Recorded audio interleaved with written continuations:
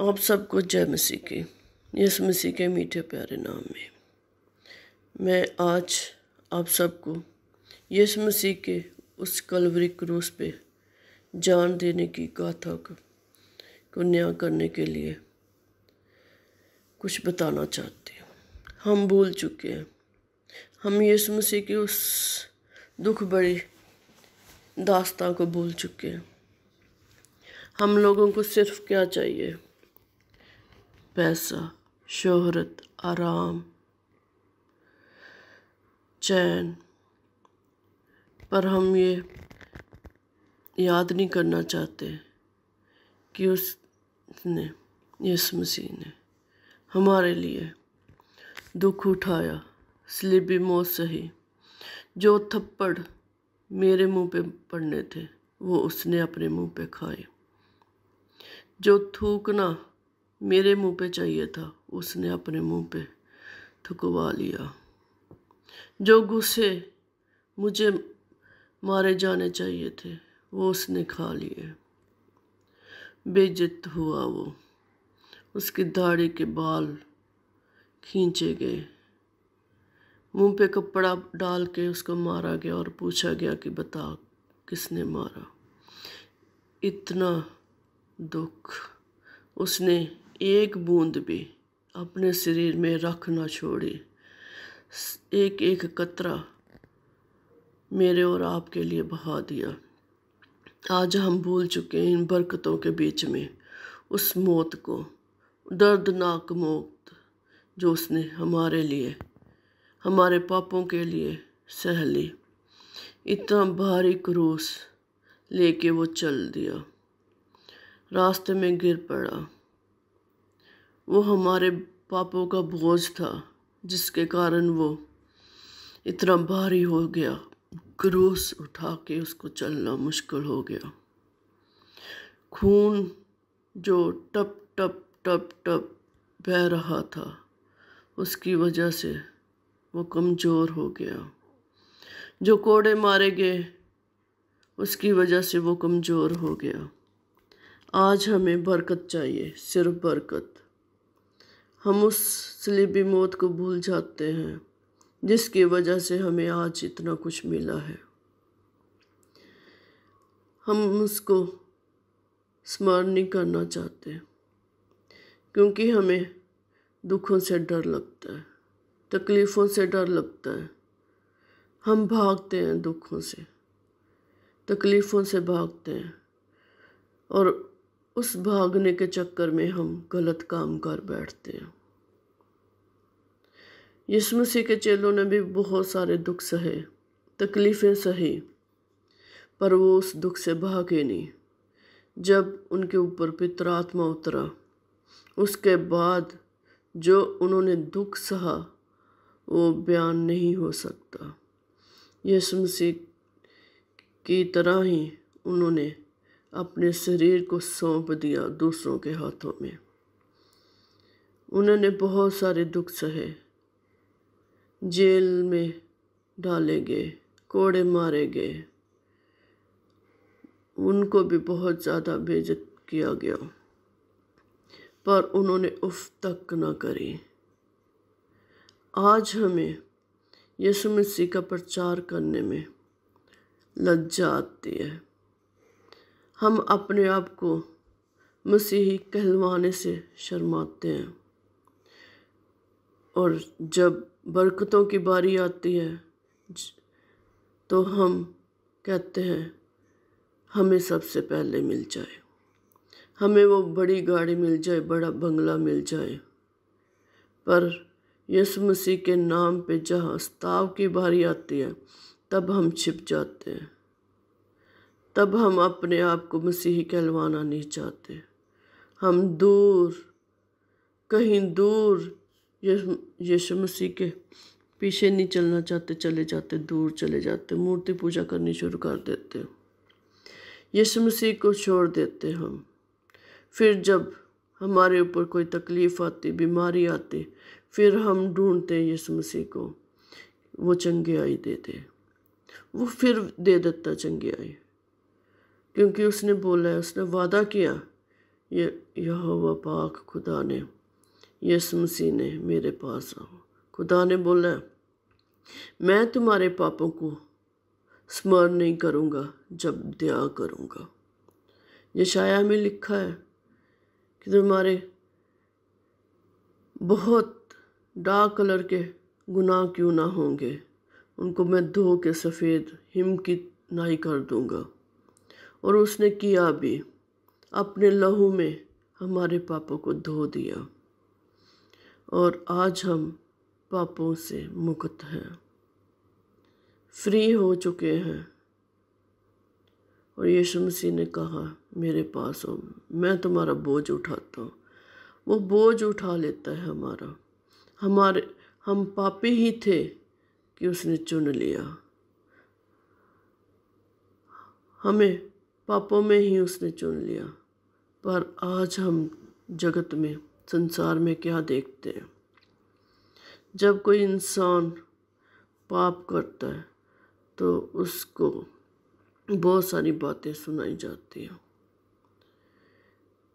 घर से निकाल दिया जाता है। अगर पति पत्नी में बोलचाल बंद हो जाती है, लड़ाई होती है, तो जो फैसला करवाने वाले होते हैं सबसे पहले उनको तोड़ने की ही बात करते हैं। कोई जोड़ने की बात नहीं करता कि अलग हो जाओ, तुम्हारी लड़ाई होती तुम अलग हो जाओ। पर हम देखते हैं आदम और हवा दोनों ने जो गुनाह किया उसकी वजह से उनको खुदा ने अलग नहीं किया, बल्कि दोनों को बराबर सज़ा दे के अदन बाग से निकाल दिया। अगर खुदा चाहते तो जो आदम ने इल्ज़ाम हवा के ऊपर लगाया था, हवा के बदले कोई और औरत बना के दे देते, पर प्रभु ने ऐसा नहीं किया। वो मन देखते हैं, मन के अनुसार। जो हम देखते हैं वो नहीं देखते, वो अपने मन के अनुसार करते हैं जो उनको ठीक लगता है। उन्होंने अलग नहीं किया। आज के लोग बहुत जल्दी से अलग कर देते हैं। जोड़ने वाले बहुत कम हैं, तोड़ने वाले ज़्यादा हैं। अगर बच्चा बुरा निकल आए, शराबी हो, नशा करता हो, तो लोग कहते हैं इसकी शादी कर दो, ये सुधर जाएगा। उस समय लड़के के माँ बाप ये नहीं सोचते कि हम दुखी हैं, इसके साथ जिसकी शादी होगी उसको दुखी करेगा, उसके परिवार को दुखी करेगा, फिर आने वाली जनरेशन को दुखी करेगा। ये तो कोई अच्छा फैसला नहीं है। पहले अपने बच्चे को सुधारे, फिर उसके लिए कोई फैसला ले। हम मसीह के ऊपर भी ऐसा ही विश्वास करते हैं कि वो भी जब हम पाप करते हैं तो वो हमें छोड़ देता है। ऐसा नहीं है, वो हमें छोड़ता नहीं, जोड़ के रखता है। बल्कि वो हमें ज़्यादा, जब हम पापी हो जाते हैं, वो ज़्यादा अनुग्रह करता है, ज़्यादा प्यार करता है, ज़्यादा हमें अपने पास बुलाता है कि हम उन पापों को जिसमें हम फंस गए हैं उनको छोड़ दें, तौबा करें और यीशु मसीह के पीछे चलें। ठीक उसी तरह जैसे उसने अपने चेलों को बुलाया और लौटकर वो वापस उस दुनिया में नहीं गए जिस दुनिया से वो आए थे, बल्कि यीशु ने जैसे उनको सिखाया था 3.5 साल वैसे ज़िंदगी उन्होंने जी। हम भी वही सीखें, वही जिए जो यीशु मसीह सिखाते हैं, जो वो बताते हैं। हम वैसा जीवन जिए, हम वो ना करें जो संसार करता है। हम अलग किए गए हैं, हम यीशु मसीह के चुने हुए भेड़े हैं।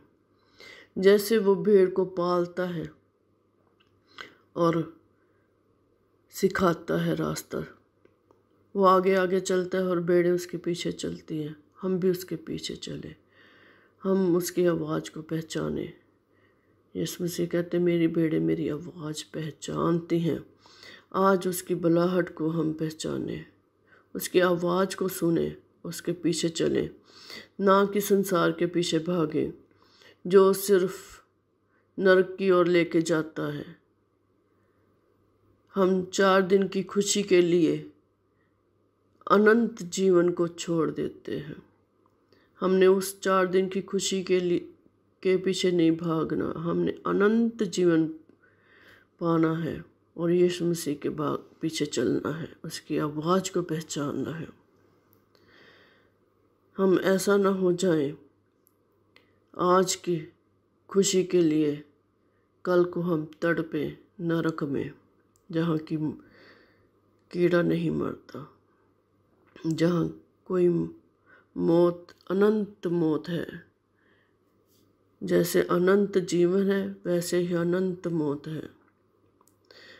उससे हम अपने आप को बचाएं, तौबा करें, खुदा के पीछे चलें, उसके नाम को ऊंचा उठाएं जो उसने हमारे जीवन में बड़े बड़े कार्य किए हैं, उसका वर्णन लोगों को के सामने करें, उनको बताएं। सब कुछ प्रभु ने दिया। यीशु मसीह कहते हैं कि पहले स्वर्ग राज की खोज करो, दुनियावी चीज़ें मिल जाएंगी। हम पढ़ते हैं, मत्ती में पढ़ते हैं, वहाँ लिखा है कि स्वर्ग राज की खोज करो।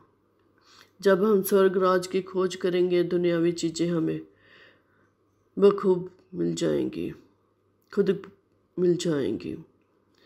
यीशु मसीह कहते हैं तुम बहुत गुराया से बढ़कर हो, हमारी कोई कीमत नहीं है, हम बेशकीमती हैं, हमें खुदा ने अपने हाथों से बनाया है, अपने गुण डाले हमारे अंदर और हमारे अंदर श्वास डाला है। हम उसकी कदर करें, यीशु मसीह की इसलिए भी मौत की कदर करें जो उसने सिर्फ हमारे लिए सही, वो अपना स्वर्ग छोड़ के पृथ्वी पर आ गए, वहाँ का आराम छोड़ के यहाँ धरती पे कितना दुख सह लिया हमारे लिए, सिर्फ हमारे लिए। और आज हम उनकी सलीबी मौत को भूल जाते हैं और सिर्फ बरकते चाहते हैं। हम रोज़ रोज़ यीशु मसीह को दुख देते हैं अपने गुनाहों से, जब हम उनके बातों को नहीं मानते, उनके पीछे नहीं चलते। हम आज निर्णय लें कि हमने सिर्फ यीशु मसीह के पीछे चलना और किसी की चीज़ों के पीछे नहीं भागना। खुदा ने तो इतना वादा किया कि मैं दबा दबा के, हिला हिला के देने वाला खुदा, इतना दूंगा कि तुम्हारे घर में रखने के लिए जगह नहीं बचेगी। तो हम फिर क्यों मांगे ऐसी चीज़ें जो हमें बिना मांगे मिलती हैं। आज हमें ज़रूरत है मांगने की पितर आत्मा की, पितर आत्मा के वरदान और फलों की। अगर हम वो मांगेंगे तो खुदा हमें बहुतायत से देगा। पितर आत्मा के वरदानों को मांगे, उनके फलों को मांगे जिनकी आज संसार को बहुत ज़रूरत है, हमारे परिवारों को ज़रूरत है, हमारे बच्चों को, बुजुर्गों को ज़रूरत है। आज हम लवलीन हो जाएं प्रभु के वचनों में, लो लगा के, जैसे पतरस बंदी गृह में था तो उसकी कलीसिया लो लगा के खुदा के सामने प्रार्थना कर रही थी। तो पतरस आ भी गया घर, उनको भी पता ही नहीं चला कि पतरस आ गया है, छूट गया है बंदी गृह से। हम भी अपने अजीजों के लिए प्रार्थना करें जो दुष्ट के चुंगल में फंसे हुए हैं, उनको निकालने के लिए प्रार्थना करें। लवलीन हो जाए, लो लगा के प्रार्थना करें खुदा के आगे और परमेश्वर से मांगे कि हमारे भाई बंधु रिश्तेदार जो भी दुष्ट के चुंगल में फंसे हैं वो निकल आए, खुदा उनके ऊपर रहम करे और हम सब मिल के प्रभु की महिमा करने पाएँ, उसके नाम को ऊंचा करने पाएँ। धन्यवाद करें खुदा का। इन सब वचनों के साथ आप सबको जय मसीह की, और खुदा बाप आप सबको, जितने भी सुनने वाले, सबको आशीष और बरकत दे। और बहुत तायत से मांगती हूँ यीशु मसीह के पवित्र नाम में। आमीन, आमीन, आमीन।